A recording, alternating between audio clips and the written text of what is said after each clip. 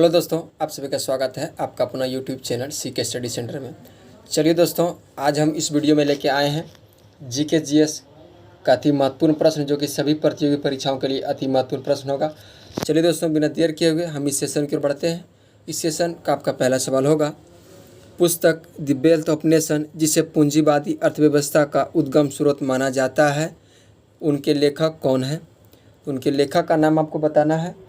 उनका लेखक जो होगा आपका, वो सही जवाब आपका होगा उनका लेखक एडम स्मिथ आपका राइट आंसर हो जाएगा।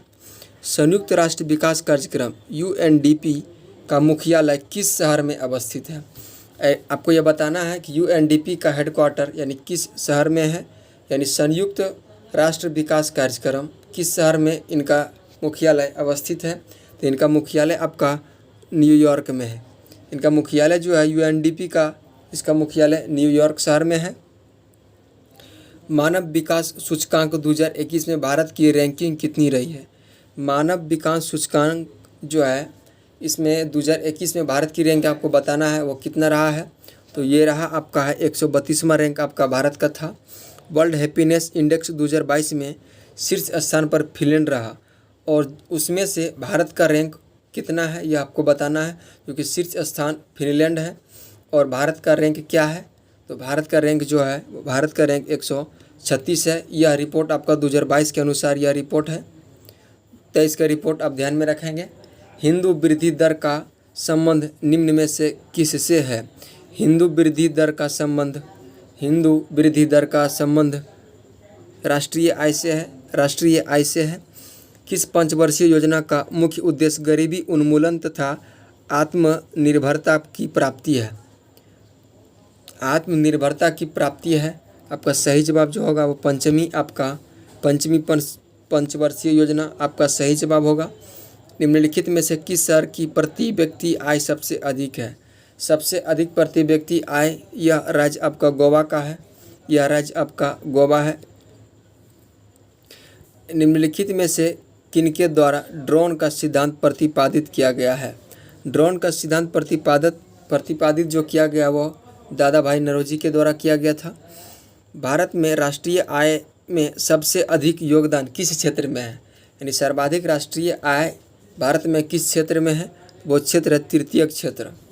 तृतीयक क्षेत्र आपका सही जवाब होगा। प्लान्ड इकोनॉमी फॉर इंडिया यह पुस्तक है, वो इनका राइटर कौन है? इनका राइटर का आपको नाम बताना है।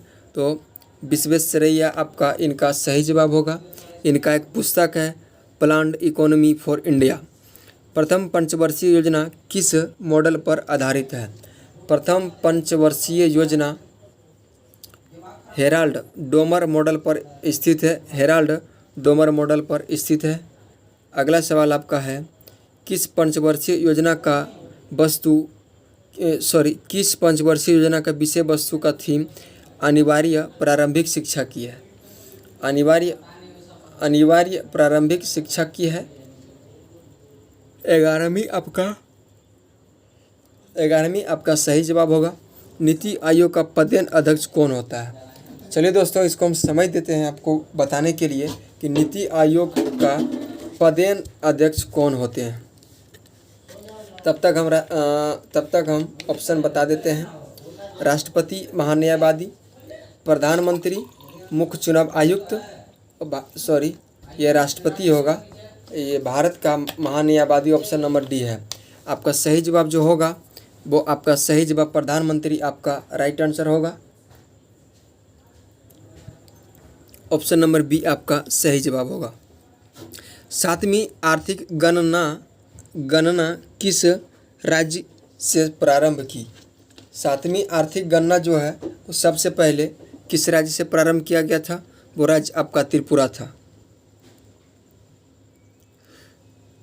लॉरेंज वक्र से क्या निर्धारित करते हैं? लॉरेंज वक्र से हम क्या निर्धारित करते हैं? तो यह आय विश्व माता का हम निर्धारित करते हैं। बच्चों को निःशुल्क शिक्षा तथा अनिवार्य शिक्षा का अधिकार अधिनियम 2009 कब से प्रभावी हो गया है? कब से यह प्रभावी हो गया है? 1 अप्रैल 2010 से यह प्रभावी हो गया है। कृषि, पशुपालन, मत्स्य पालन आदि संबंधित है। ये संबंधित आपका सही जवाब प्राथमिक क्षेत्र से है। प्राथमिक क्षेत्र से आपका सही जवाब है बीमा, बैंकिंग, चिकित्सा, शिक्षा, पर्यटन आदि समृद्ध है। आपका सही जवाब जो है वो तृतीयक क्षेत्र से ये सब संबंधित है। भारत में अर्थव्यवस्था का कौन सा लक्षण पूर्ण रूपेण मौजूद है? पूर्ण रूपेण मौजूद है मिश्रित अर्थव्यवस्था आपका सही जवाब होगा।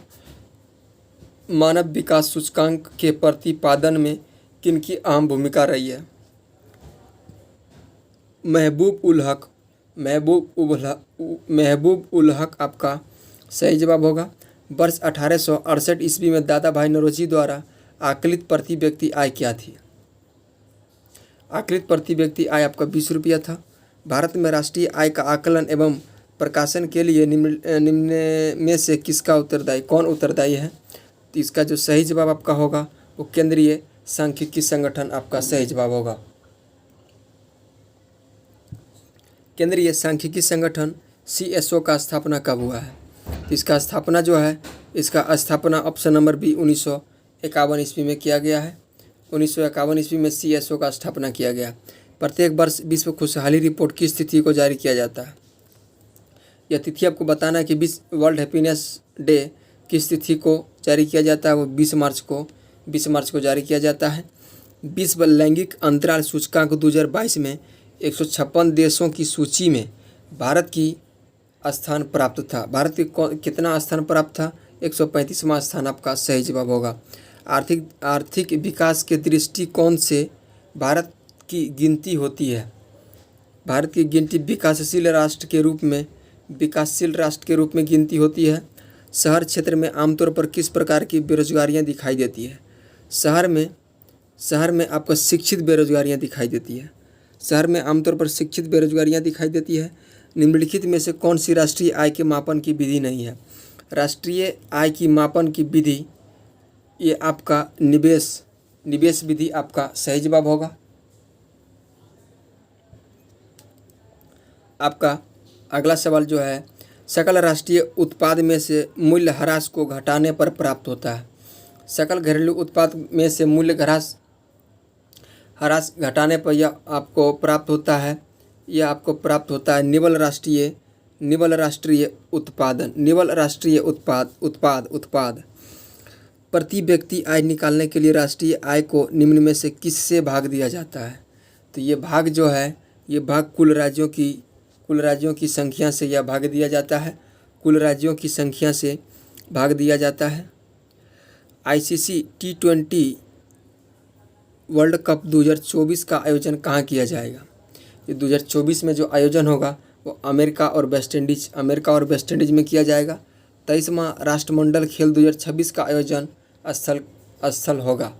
ये आयोजक स्थल जो होगा ये आयोजन स्थल आपका विक्टोरिया ऑस्ट्रेलिया में होगा।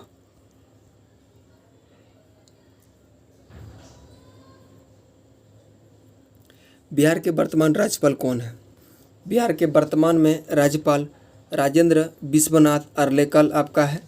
केंद्र सरकार द्वारा डिजिटल इंडिया मिशन की शुरुआत का वर्ष कौन सा है? केंद्र सरकार द्वारा डिजिटल इंडिया का मिशन जो शुरुआत किया गया था वह शुरुआत आपका 2015 में किया गया था। प्रधानमंत्री के द्वारा यह डिजिटल मिशन योजना की शुरुआत किया गया था। अगला सवाल आपका होगा बिहार में बहुचर्चित बैडमिंटन खिलाड़ी Pramod Bhagat Tokyo para Olympic में किस पदक को जीतने वाले पहले भारतीय बैडमिंटन खिलाड़ी बन गए हैं? ये जो पदक जीते हैं टोक्यो पैरा ओलंपिक में, यह पदक का नाम आपको बताना है। तो यह पदक है स्वर्ण पदक, आपका सही जवाब होगा।